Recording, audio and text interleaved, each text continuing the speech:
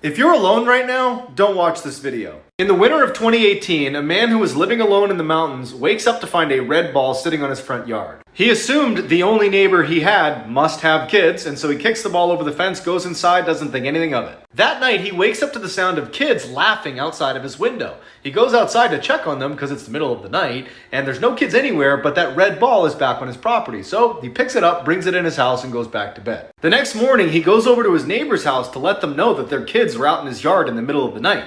But it turns out his neighbor is just some old man who lives alone, and there aren't any kids anywhere in the area.